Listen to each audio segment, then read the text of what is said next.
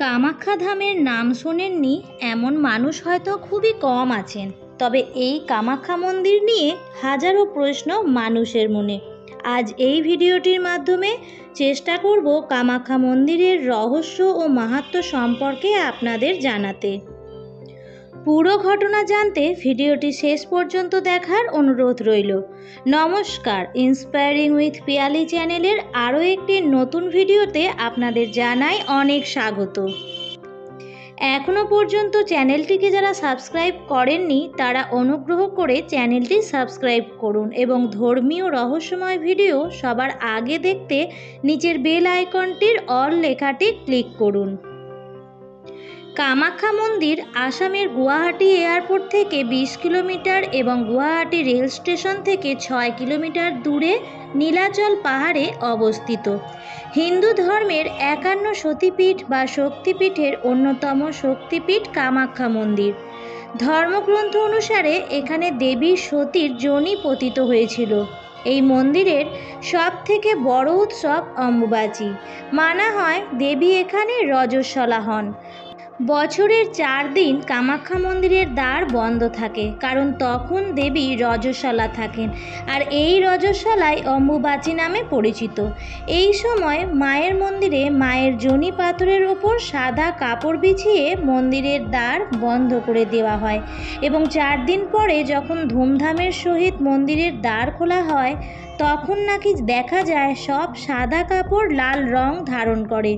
মানা হয় দেবী যখন রজস্বলা থাকেন তখন কামাখ্যা মন্দিরের পাশে ব্রহ্মপুত্র নদীর জলও নাকি লাল রং ধারণ করে।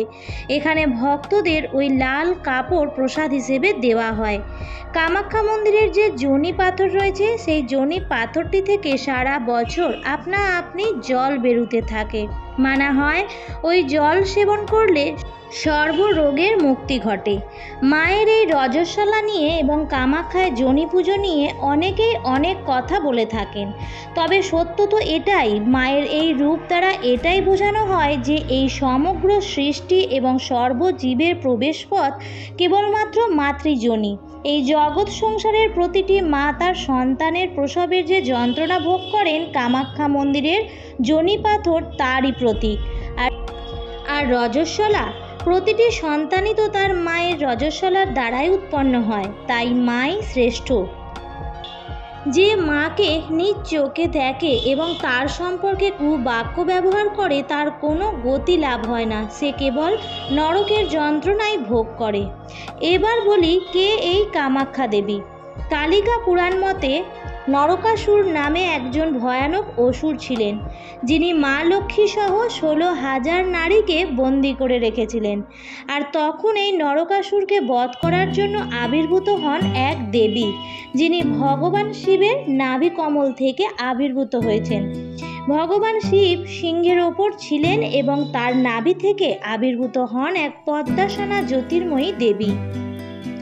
ভগবান শিব সিংহের ওপর ছিলেন এবং তার নাভি থেকে আবির্ভূত হন এক পদ্মাসনা জ্যোতির্ময়ী দেবী, যার 6টি মস্তক 12 হাত। তিনি নরকাসুরকে বধ করেন এবং শ্রী লক্ষ্মী সহ 16,000 নারীকে মুক্ত করেন। আর এই দেবী হলেন মা কামাখ্যা, যিনি সর্বকামনা পূরণ করেন। তিনিই দেবী কামাখ্যা। মা কামাখ্যা আদ্যাশক্তির রূপ। কামাখ্যা ধামে অনেক তান্ত্রিক, সাধু এবং অঘরী রয়েছে, যাদের নাকি অসীম ক্ষমতা রয়েছে। মানা হয় কামাখ্যা মন্দিরের মায়ের কাছে মন থেকে যা চাওয়া হয় বা মানা হয়, মা সকল ভক্তের মনোকামনা পূরণ করেন। কামাখ্যা মন্দির থেকে বেরিয়ে মন্দিরের একটু পেছনের দেয়ালটিতে ভক্তরা তাদের মনের কথা বলেন। ওই দেয়ালটি নাকি মায়ের কান বা কর্ণ সমান। কামাখ্যা মন্দিরের 3টি দ্বার রয়েছে। প্রথম দ্বারটি সর্বসুখ ও সমৃদ্ধিতার মানা হয়, দ্বিতীয় দ্বারটি মোক্ষ প্রাপ্তির দ্বার এবং তৃতীয় দ্বারটি অন্নপূর্ণার দ্বার। এই দ্বার দিয়েই মায়ের জন্য ভোগ নেওয়া হয়। কামাখ্যা মন্দিরে একটি কুণ্ড রয়েছে। এই কুণ্ডটি সৌভাগ্য কুণ্ড মানা হয়। ভক্তরা এই কুণ্ড থেকে শুদ্ধ হয়ে শ্রী গণেশকে দর্শন করে তারপর কামাখ্যা মন্দিরে প্রবেশ করে। ধর্মগ্রন্থ অনুসারে এই কামাখ্যা ধামই শিব পার্বতীর প্রেমের স্বরূপ। কামাখ্যা মন্দির থেকে একটু দূরে অবস্থিত ভৈরব মন্দির। প্রতিটি শক্তিপীঠেই একজন ভৈরব থাকে। ধর্মকথা অনুসারে শৈলীপুত্রী পার্বতী শিবকে তার পতি হিসেবে পাওয়ার জন্য এই স্থানে এসেছিলেন, আর তখন ভোলানাথ তপস্যায় রত ছিলেন, আর তখন কামদেব তার কামবাণ নিক্ষেপ করলে শিবের হৃদয়ে, আর তখন ভগবান শিব এইখানে কামদেবকে তার নেত্রাগ্নি দ্বারা ভস্ম করেছিলেন। শিবপুরাণ মতে ভগবান বিষ্ণুর 10 অবতারের এক অবতার পরশুরাম, আর পরশুরাম 21 বার ক্ষত্রিয় নিধন করেছিলেন। তখন এই পাপ থেকে মুক্ত হওয়ার জন্য পরশুরামের গুরু ভগবান শিবের কাছে গেলেন, আর তখন ভগবান শিব বললেন কামাখ্যা আসতে এবং কামাখ্যার জলে স্নান করতে, কামাখ্যা ধামের জলে স্নান করে মা কামাখ্যার তপস্যা করতে। আর পরশুরামও এইভাবেই ব্রহ্মহত্যা, ভ্রূণ হত্যা ও সর্বপাপ হতে মুক্তি লাভ করেন। মহাশক্তিপীঠ কামাখ্যাধামের মহিমা বলে শেষ করা সম্ভব নয়। মা কামাখ্যা তার ভক্তদের সকল মনোবাসনা পূর্ণ করেন। মায়ের কৃপায় সুখ, সমৃদ্ধি ও শ্রীবৃদ্ধি ঘটে, মোক্ষ প্রাপ্তি ঘটে, সর্বপাপ নাশ হয়। ভিডিওটি কেমন লাগলো অবশ্যই কমেন্ট করে জানাবেন, আর বেশি করে ভিডিওটি শেয়ার করুন সবার সাথে। চ্যানেলটিকে সাবস্ক্রাইব করে আপনিও এই ধর্ম চ্যানেলের সাক্ষী হয়ে থাকুন।